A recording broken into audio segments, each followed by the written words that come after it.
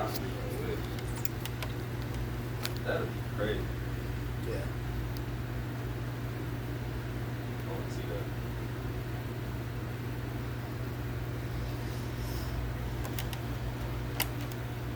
Ever good? Yeah. Took you a little minute there, but Yeah, because I had to fucking delete shit and make space.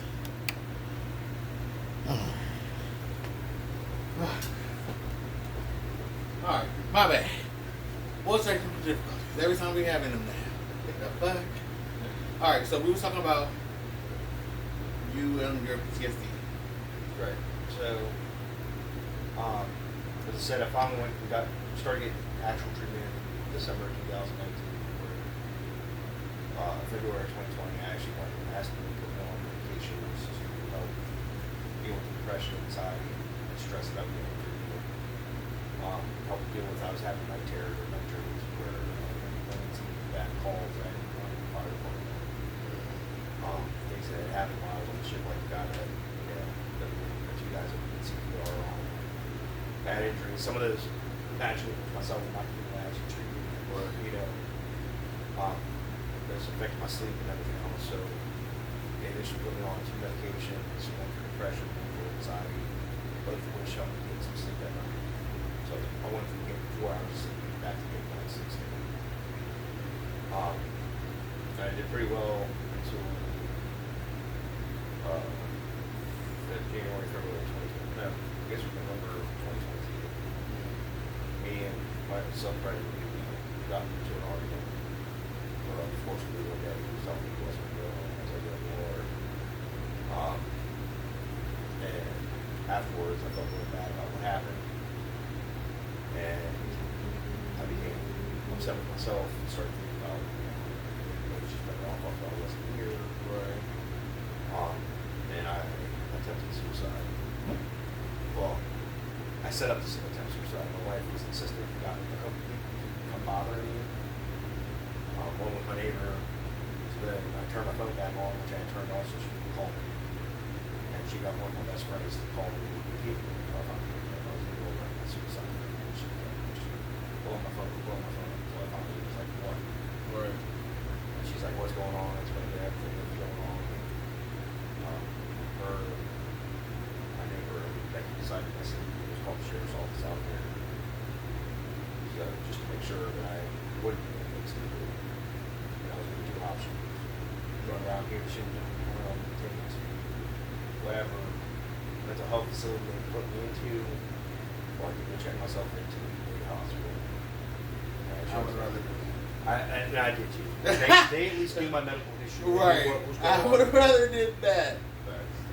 And that was probably the best thing I did. One, I actually got true PTSD treatment. I actually got to sit in a group with other combat vets and others that were dealing with PTSD and talk about it. People that know how I felt, knew what was going on. I got to talk to them about the survivors getting mad with my best friend dying over there and that kind of stuff. And I tell Becky now, I should have done that years ago. I should have done that back in 2009 when I first started having issues. Almost 18 years, or 14 years after I got out. Right. So by you waiting that long, did it like get worse or? But it got. Did it like? It got really bad. Like I never had thoughts of suicide like that, or ever really truly attempted like that until that point. But that was all because I wasn't dealing with everything that I would have to. Yeah, I would say things to the doctor, just kind of keep medication going, medication. But I wasn't dealing with their stresses because part of it was me just being like, well, I don't want people to think that something's wrong. I don't want people to think I'm fucked up. And really, I'm not. I'm a normal person. I just have had things that are not normal that most normal people just don't get to see. I saw, and I needed to find a better outlet, essentially. And that attempt got me to that point where I was able to get that hope I really truly won. Yeah. I got put under an intensive medical regimen. Like if I called the VA during that time, that year time frame, and said I need to speak to somebody right now, they would get me. I wouldn't get the, well, we'll get you in 2 weeks, 3 weeks, whatever it was. Like this is the next available opening. I had group classes I needed. They helped me with problems I was having with employment. As part of the problem was like I was starting to act like I was a teenager. I'd be more work than I wanted to do it. So I'd call out work or whatever. And they gave me all that help I kind of deal with all that. They gave you all the tools that you needed. Yeah. And like I said, that's a far cry from what it was when I first got out. Because back then it was just kind of like, here, take these medications and don't bother with me. Right. Versus now they have a robust system in place. And it just sadly it took this long of military operations and all the issues that have happened since then with people hurting themselves, killing themselves, hurting others. It's taken the VA that long to get here. Now, I'm not saying the VA is perfect. I can tell you that. Right. There's so many things that are still so screwed up. You know, they have access to all of our records. I still have to apply for benefits. Right. To, you know, like I found out recently that I was exposed to asbestos and chemicals while I was on the ship. And now in the sandstorms, instead of it automatically being like, okay, we have your service record, we saw that you served in this area, or give you benefits, but no, I had to apply for that. Go back through another screen to see if they feel that I'm actually affected by that. It's like, well, I'm being seen by you as it is already. Why should I have to go through? I'd understand for somebody that's never been treated before, and same things I did when I initially applied. But once we were in there, I shouldn't have to go through this 6-month process to get these additional things out of the way. You know, because of my exposure to seeing this, Gotta do better, America. Especially for the people that fuck with you. yeah, and I think that's my biggest. Especially for the people that fuck with you, you gotta do better. We make a lot of our government has made a lot of promises to combat vets. They're not fulfilling. They got other people fulfilling it, but they're making. It sometimes seems like they're making it harder for veterans to get the benefits that should be in combat. Yeah. You know, things that we can prove by documentation because computers are everywhere now. That it should take them having to physically apply. When they get out, that should already be there. Like, okay, we know this happened to you while you were in. These are the injuries you sustained. These are the mental illnesses that you should. Right. Boom. These are the benefits that you're entitled to. Not a whole, well, now you gotta apply. Like, I get it. You get that older generation that didn't have all that stuff, they're gonna have to apply. They're gonna have to complete the paperwork that's there, but it shouldn't be that way now. That would probably be my biggest anger issue. Yeah, otherwise, like I said, it's an improvement. It's just they got a long way to go. Yeah. Everything take its time. But you got some questions? You came in here in the middle of the session. You got some questions? Yeah. What's the coolest shit you've seen or experienced? Like While I was in it? Yeah. Good question. Like the most dopest shit you've seen or like been around or I say the coolest thing to me was actually just getting to go see the other countries, like getting to see all of the things that, you know, make you truly appreciate being American. Well, the coolest place we ever visited was India. Yeah, we went to Goa, which is where it's where their naval academy is for the naval officers. And seeing how the resorts are out on the Indian Ocean versus the interior of the country where you're watching some guy shitting the creek up here and another guy half a mile down the water drinking out of that same water and realizing like It's fucking disgusting. it is, but It's fucking disgusting. it makes you appreciate even if you're not Right. in the best financial situation in the United States. Do what you have. We're still better off than a good chunk of the world. We're not we don't have to drink shit water. Is I facts. because That's even what it is. That's nasty. That's what it is. It is. It's like you said. It's countries and Right. shit. Yeah. They have to do that. That's just they just don't have the money like they don't have the systems. Yeah. But again, Americans still do a lot to help Americans as it is, but again, you still appreciate what we do. Makes you appreciate it. any more than if you had never known that's what other people lived like. Coolest military thing I ever got to do, I'd say was getting to go visit board search and seizures and to board other ships that were out of commercial transit channels and stuff like that. Yeah. Making sure there weren't pirates or anything. I was about to say, bad. like pirates. We come Yeah. to get you, motherfucker. And it's funny to think in this modern world we still deal with pirates out You there. come across it? We never got not while I was on the ship did I actually get to do it. But my ship was actually involved in the rescue of Captain Phillips in the USS Maverick, Alabama. Yeah, nope, 100%. Nah. So when you actually watch the ship, the movie that's You're going on, fucking lying. I'm not kidding.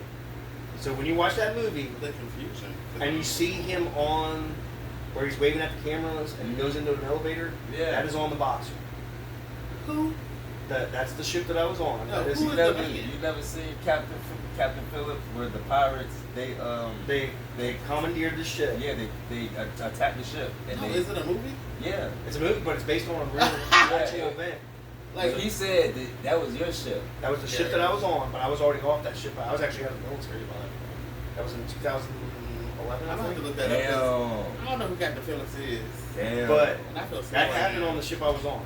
Hey bro, that just blew my mind, yo. That's what we get. It seemed like it because it seemed like you knew You what gotta talking watch about. the movie to really understand. What's the name of the movie? Because It's Captain Phillips' name of the movie. Oh. it's actually called Captain Phillips, but you gotta, cause it's a dope ass movie. But to think that shit was actually real, and then you just said, And that's the shit that we dealt with. So bro, that's in crazy, certain bro. areas, there's only certain channels that ships can travel because of the possibility of running the ground. And things like- they're called commercial channels. So the biggest way to tell that somebody has something that they're doing that's not legal is when they don't travel in those channels. When they're traveling way outside those channels. So if we had ships that were way outside those channels, we'd be out further and see them, and we'd send out a team to board to see what was, especially if they didn't respond to hailing on the radio, or if their response was something that was quite unusual for that You ship. just blew this fucking mind. Bro, for real. You just blew the fucking mind. listen to me, bro. If y'all have seen if y'all have seen the movie, you know what the fuck I'm talking about, bro. Yeah, Like, so at the end shot when they show the actual footage, yeah, where he's waving, because he was waving at the camera. yeah, like, that elevator behind him with the red cross on it, uh-huh. that is on the flight deck of the ship that I was on. That is the flight deck battle dressing station. I'm gonna show you. And that elevator goes directly to the medical ward on the ship. Yeah. That's crazy. And I mean, it's crazy. This shit. Captain Phillips. yeah, That definitely is Tom Hanks right that Yeah. is. But the actual end of the movie, like you see him wait the actual footage from when he was on the ship. Is it Saving Private Ryan? Oh no, Captain Phillips. That shit, man. That movie is so good though. It is. But it's crazy to think that's like that was his shit. Even if he was off and not military, but this shit still fucking crazy. Oh, yeah. Like, Is that the door? You open the door, man.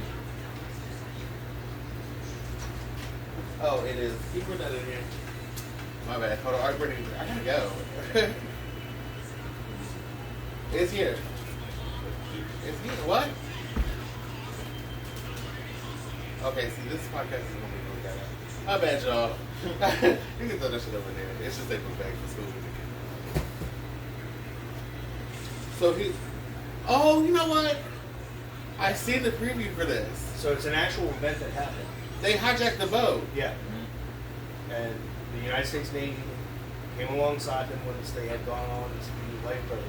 yeah. And they basically took out all but one of the terrorists, or one of the pirates, by the U.S. Navy SEALs. And you said this is the same ship you were on? My ship was the head ship of the anti-piracy. The ship that I was on was the head ship of the anti-piracy. It was the command ship. Mm. So when he was finally released by once they captured all the pirates and killed him, he was brought back to our ship because the ship has medical capabilities. One of its primary responsibilities is medical care of the Marines. Bro, if y'all, I'm sorry to cut you off. If y'all have seen Captain Phillips, you know why this shit is blowing my mind right now, bro.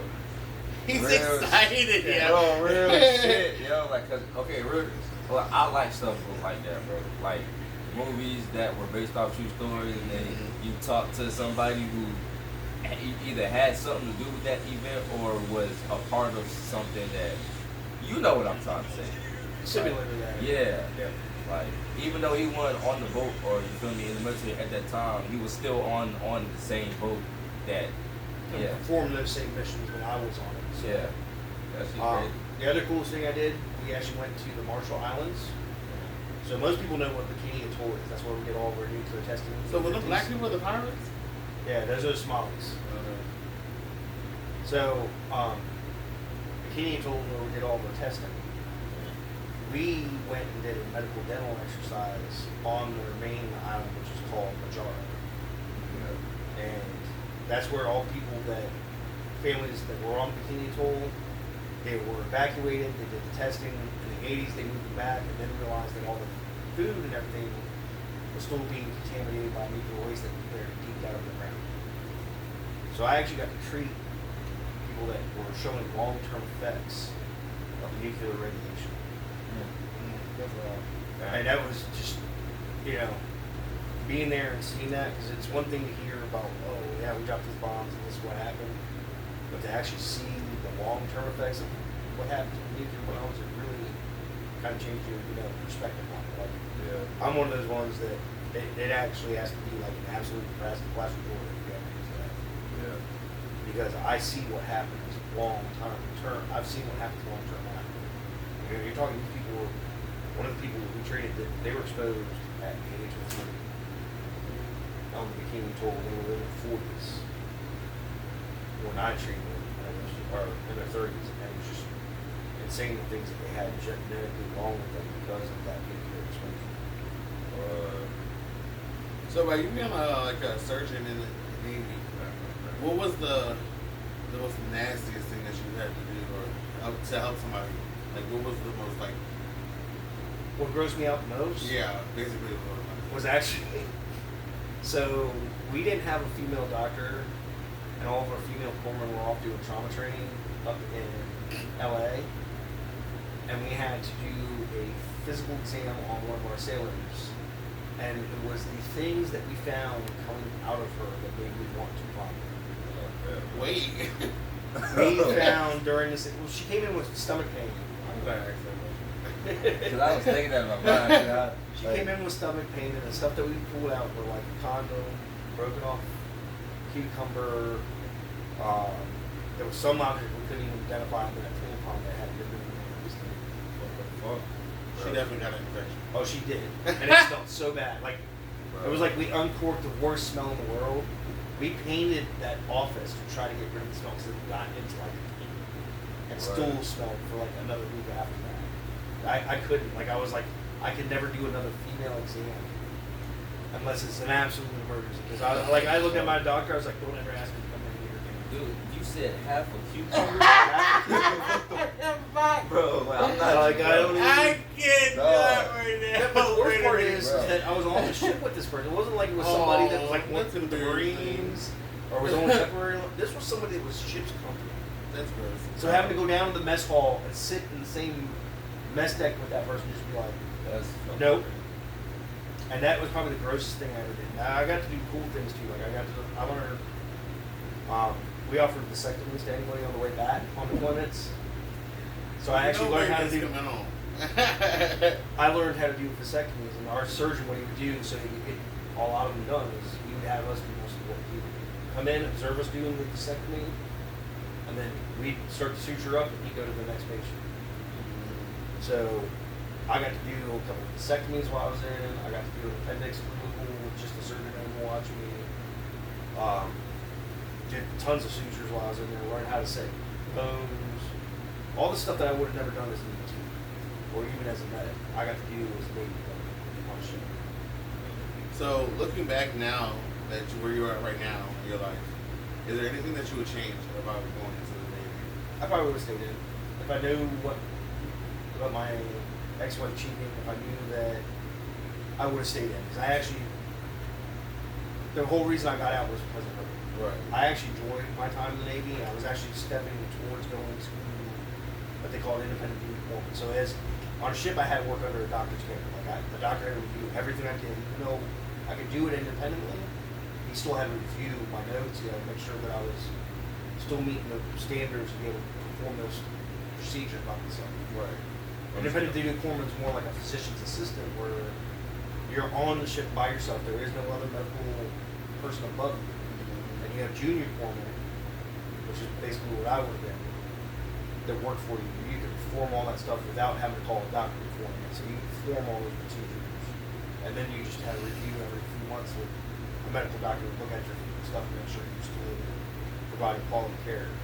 The eventual step from IDC is into the PA or even into a physician's room. So I could come out of the military, with a pretty much medical degree to be able to do whatever I wanted. Right. That's probably about the only thing I ever read was not just staying in. I was, one pay grade away from being to the higher enlisted, or actually 2 pay steps. I was E5 when I got out. I would have been, if I go on to independent uniform school, I would have been E7 within a couple of years. And then if I go on to PA school through them or through medical doctor's program, I would have moved over into an officer's position. And then have that skill, that particular skill set to come out, work as a doctor anyway. Right. So, how many actually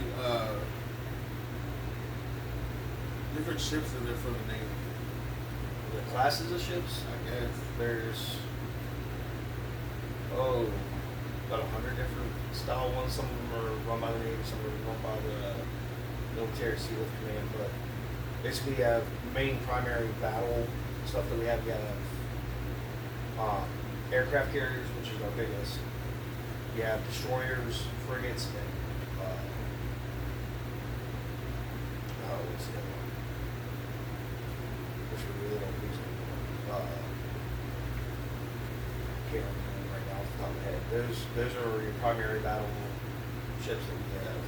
Then you have all of the amphibious assault. So the biggest amphibious assault was which I was on, which is the LH, LJ class ships. You're basically like aircraft carriers. You have LPDs and LSTs, which are basically they have a small helipad. Their primary mission is amphibious landing troops, their vehicles and stuff like that. And then you have small boats that we have, both for the SWAT SEAL guys, like the SWAT team is what it's called. There's the guys that provide the direct support to bring the SEAL things and extract them out. And then you have all kinds of military SEAL command stuff, which they've had. But we have we have 2 hospital ships. They're big white. They're actually converted oil tankers. They're basically full-blown hospitals, like a level 1 trauma center, like Winchester. Okay. On a flipping ship, built inside of Norway. I mean, it makes sense though. Yeah. It makes sense for that. You have your resupply ships. You have material movement ships, also move just vehicles. So they don't have troops. They'll have all the vehicles. They'll carry all the other stuff, the tanks, or Humvees, and all that will be put on military ships. There's Navy personnel on there, but the majority of those military SEAL command are run by civilians. They're basically non-combat ships. Yeah. And then we've had several different classes of ships that have come and gone. Obviously, most people know battleships. We don't use those anymore. In theory, a lot of people say not battleship. And then you have the Constitution, which is the oldest ship in the United States Navy. That's an actual sailing ship. That's out of Boston. You actually step on a ship that's been around almost as long as the country has. Right. Like one of the very first ones. Yeah. Okay, so we touched on all of the Navy stuff, but how was the school part of the Navy? Like, how was that? So for me, it was kind of weird because I went in at the age of 24. Like, I literally turned 24 like 3 days before leaving for boot camp. So I was the second oldest. There was a guy that was 35 in my division. But everybody else was between the ages of 17 and 19. So for me, I'd already lived a good adult life. Like, lived in my own apartment, been on my own, it was a culture shock for me, the fact that I now had somebody that was pretty much close to my age yelling at me to do things the way that the Navy wanted it. Right. You know, folding your clothes a certain way, shining your shoes, making your bed a certain way. But that teaches you, that repetitiveness kind of drills that stuff into you to look for the minute things. So that, like, when you're working on something like doing surgery on somebody, you don't skip steps. You look to make sure you're following everything the exact same way. So I get the point behind it, but it was definitely a culture shock for me going in there. And then how quickly we get school. So like, hospital, Pullman School, I arrived in April and graduated in August. I learned how to be an EMT, which I already was an EMT. I learned how to be a nurse. I learned the basics of like sick call and some minor surgical procedures like suturing. All in that time frame that, you know, a doctor, a nurse, and an EMT would get longer time frame to learn that stuff. And then the culture shock of going into the Marine Corps. So I've already been through boot camp. Now here I am getting yelled at by Marine Corps drill instructors on how to do things. To Marine Corps. Yeah, so I had field medical service school was actually taught by the Marine Corps. It was actually Oh the Marine Corps yeah. school. I remember you saying that earlier. So we had Navy instructors in there that would teach you the medical aspect, but the majority of it was teaching the Marine Corps. It was both fun, because it was like getting to play war every day. Right. You know, you got to play with guns, which everybody liked. You know, when you're in the military, it's a big gun club. No matter what service, it's a huge gun club. No. So you get to try different weapons all the time. You got to learn how different, you know, functions of the Marine Corps work. And then probably the hardest school I went through was aviation medical training. Because there was specifically trained on like the ear, nose, and throat and how it affects flight. Plus, you had to go through some of the stuff that pilots go through. So we had to go through what we call the spinning cube. The real name is called the spatial disorientation machine. Basically, they spin you around. Yeah, they basically spin you around, and they ask you questions like, you know, which way do you think your aircraft is flying? You're going to get it wrong no matter what, because they'll block out the instruments and show you a star field. Be like, which way are you turning? Right. You're actually turning completely the opposite of what they're. So what it's like you a feel. stimulation. Well, it's to give you the idea, that understanding that you need to use both your visual field and what your instruments are telling you when flying this $1 million aircraft. Right. And they put us through because we have to know what the pilots do. It gives you a better understanding why. I mean, that makes sense though. Yeah. Why certain things with the ear, nose, and throat, and the head Yeah. can really be an issue when they're flying. You had to go through dunking, you know, going through the helicopter dunker and stuff like that. It was all pretty neat stuff that you had to do in that. But the helicopter dunker. Basically, they put you in and they drop you down into the water. You gotta Oh, try to that's get like out. jumping out the ship. Okay, yeah. But that one, we went into March and we're done with you. So you took this huge amount of information. Plus, you had to learn to do all kinds of physical exams for both pilots and non-pilots. You had to learn how to do crash investigation because usually if a mishap happens with an aircraft, the first people that are going to get their hands on it are the flight officer, the flight surgeon, and the aviation technician. You're either going to be the primary investigator, so we had to learn basic mishap investigation, which was gruesome to watch some of these videos that they made us watch. Right? We watched some of the worst accidents that have happened in military aircraft. But it gave you a good understanding of what to look for if you were to have mishap, things that can tell you what potentially caused that pilot to have that mishap. And I think that the other thing was just knowing what was going on. You know, I got in 2002, so we're already February 2002. We're already 5 months into the fight with global war on terrorism, and I didn't make it to Iraq until 3 months after the invasion. And then we were actually on our way out of the Pacific Island ship. So, you know, it was like, I felt like I was late to everything, but then realizing like my deployments were back to back. Right. We got back from that one in August of 2003. We went on our next deployment in January 2004. Came back from that one in July of 2004. Right now in April of 2001. We were home for almost a year, left on another deployment. Came back from that one, and I got off the ship to go to my next command just before they left on their 4th deployment into the Western Pacific. So it was, a very fast tempo. Yeah. So I didn't miss it. I realized later, like, I didn't miss a whole lot. Well, I mean, like, I guess it would have to be like that, but the training and stuff, like, everything might be fast paced because They're trying to get you out there. You're filling Right. the numbers. And that's the thing.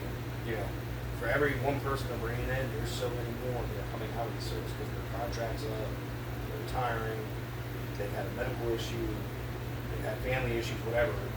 Their contract's ending. So they're trying to not only keep up with those numbers, but at that time we were also trying to expand from a peacetime Navy to a wartime Navy. right. So if you had the opportunity to go back in, would you go back in? I would. Yeah. I actually, Is it the Navy or another part of the military? that's where the question is. Like, I liked being in the Navy, and there's a lot that I like about the Navy, but at the same time, I think maybe I should have just gone before because I would have had a better experience. But Explain about the Coast Guard. I couldn't. I puddle jumpers. I just couldn't do What you that. think about the Coast Guard? You better go to the military? Word. I mean, Coast Guard does actually pretty cool shit. I make jokes about them, but they do a lot of drug interdiction. They do a lot of stuff, and they're not just here in the United States now. They do forward deployments just like the Navy does. So they'll be in foreign ports too, which would be stuff out there. I used to think about that a lot. The Coast Guard? Never, think about that. So with the Coast Guard, do you have to go like do basic training? Yep, their basic training is actually located almost across the channel Oh, from that makes Rehoboth sense. Beach, Fuck Delaware. all that exercise. I ain't doing all that. Like, I'm not even gonna lie. Like, when my brother went to the Navy, I was like, oh, I should do the same thing. But I was fat, so fuck that. When they told me, I went to the people and I talked to them in Winchester at the recruiting office, and they was like, oh, we're gonna start training now.